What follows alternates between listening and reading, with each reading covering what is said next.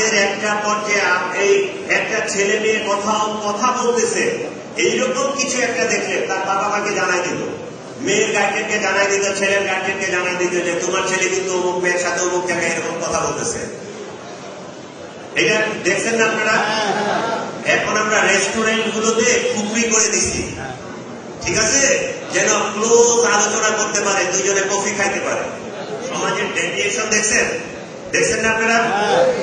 আমি যদি আম গাছ লাগাই, আম গাছের চারা, আর আমি 2 বছর 3 বছর পরে আশা করতেছি যে এখানে বড় বড় কাঁঠাল হবে, এটা কি হবে? কেন হবে না? সবাই মিলে আমরা দোয়া করবো,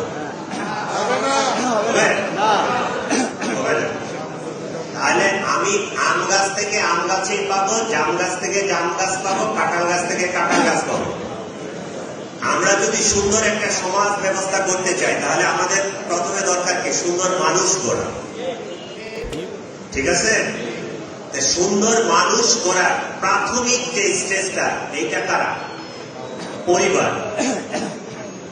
আমি সুন্দর মানুষ গড়ার প্রাথমিক স্টেজ হচ্ছে আমার পরিবার।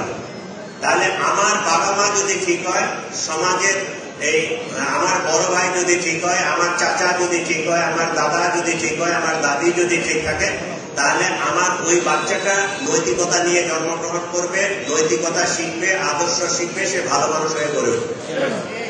সেকেন্ড স্টেজে আমরা তাদেরকে বিভিন্ন স্কুল কলেজ মাদ্রাসা এই সমস্ত জায়গায় লেখাপড়া শেখাচ্ছি, তাই না? এই জায়গায় আমার এই সুশিক্ষা দিতে হবে।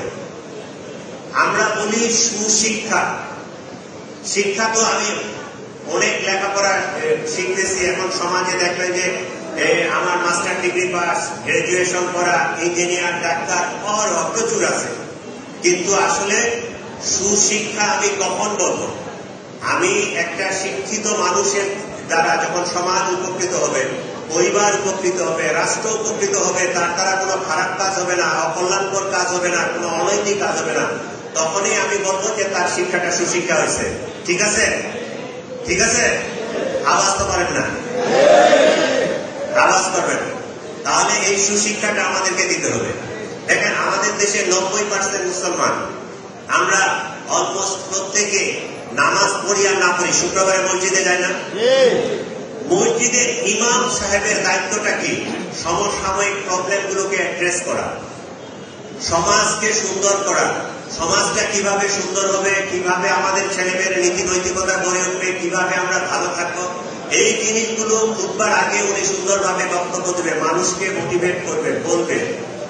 আমরা ছোটকালে, এটা আমি অনেক জায়গায় বলি যে ছোটকালে যখন আমরা লেখাপড়া শিখছি, আমার 3-4 যখন আমরা পড়তাম, বা একদম 3-4 বছর 5 বছরে যখন বাচ্চা ছিলাম, তখন আমরা বাচ্চাদেরকে প্রথমে আগে মসজিদে মক্তবগুলোতে পাঠাইতাম না?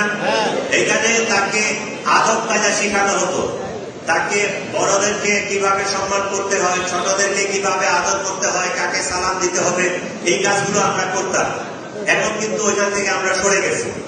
আমরা মুরব্বীরা, আমার বাড়ি গ্রামে গঞ্জে, মানে আমাদের একটা পর্যায়ে এই একটা ছেলে মেয়ে কথা বলতেছে, এইরকম কিছু একটা দেখলে তার বাবা মাকে জানাই দিত, মেয়ের গার্জেনকে জানাই দিত, ছেলের গার্জেনকে জানাই দিত যে তোমার ছেলে কিন্তু অমুক মেয়ের সাথে অমুক জায়গায় এরকম কথা বলতেছে। এটা দেখছেন না আপনারা? এখন আমরা রেস্টুরেন্ট গুলোতে খুবই করে দিচ্ছি, ঠিক আছে, যেন ক্লোজ আলোচনা করতে পারে, দুইজনে কফি খাইতে পারে। সমাজের ডেভিয়েশন দেখছেন না আপনারা?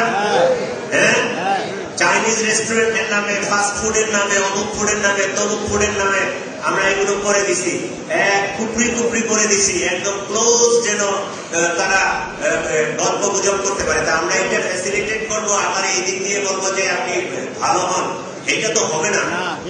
আমাকে ভালো হওয়ার পরিবেশটা তৈরি করতে হবে। এটা আমাদের সকলের সম্মিলিত প্রচেষ্টা থাকতে হবে। এটা শুধু পুলিশ দিয়ে হবে না, আপনাকে দিয়ে হবে না, আমাকে দিয়ে হবে না। আমি আবারও বলি, ওই মসজিদের ইমাম সাহেব, মাদ্রাসার যে শিক্ষকরা আছেন, স্কুলের যে টিচাররা আছেন, কলেজের যে টিচাররা আছেন, সকলের এই দায়িত্বটা আছে। আমার ছাত্রটা, এই যে আমার অনেকে প্রিন্সিপাল সাহেবরা অনেকে বলছে, এই আমাদের ছাত্ররা স্কুলে যে ফাঁকি দিল, ক্লাসে যে আসলো না, সেটি লেখাপড়াটা ঠিক মতো করতেছে না, এর গার্জেনকে তো জানাতে হবে। আমরাও তো নিজেরা ফাঁকিবাজ হয়েছি। ঢাকা শহরে তো আমি তো দেখি যে ওই স্কুল কলেজে পড়ানোর চেয়ে আমরা প্রাইভেট পড়াতে বেশি ব্যস্ত, আমরা কোচিং পড়াতে বেশি ব্যস্ত। এবং কয়েকবারে দেখছি যে স্ট্যাটিস্টিক্যালি যেটা আসছে যে শিক্ষা মন্ত্রণালয় দুর্নীতির শীর্ষে। কত আনফরচুনেট জাতি আমরা,